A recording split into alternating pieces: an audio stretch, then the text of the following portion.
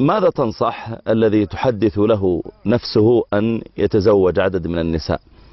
وش أهم التوجيهات لك من الحين إلى يذن المغرب؟ أهم شيء لا يزيد عن 4. أنصح من التجربة، وقد قلته لبعض المشايخ، قلت يا أخواني يكفي الناس اعتبار بين اللي يعدد يا أخواني، إن لا يعدد الشباب، انصحوهم وقولوا كما في الشكر رقم 1: ولقد أهلكنا ما حولكم من القرى مصائب قوم عند قوم فوائد.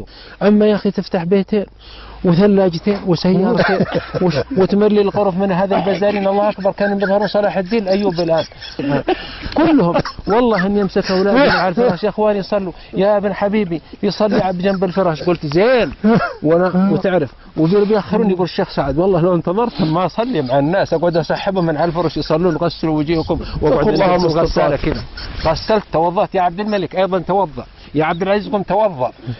وأنا يا شيخ والله إني جربت كل زواجات من حولي، ما أنا اللي أعرف يا أخي، منها يا شيخ يبغى لها رعاية الأطفال ما رعوا لأنهم مشغولين، ومنها حقوق المرأة ما قاموا بها، ومنها أيضا المصاريف، ونحن في زمن يوكل فيه الشحيح ويطبخ فيه المليح ولا يسمع فيه للصحيح ولا ينتبه العقل الرجيح في هذا الزمن، فهو زمن ويكثر فيه الصحيح.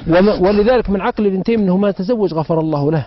وفي أمر آخر إن كل عظيم وراه امرأة عظيمة، وكل فاشل وراه امرأتان، الله يتقبل. سألوا بعض الناس أمك حية؟ قال حية ترزق. قالوا وزوجة؟ قال حية تسعى.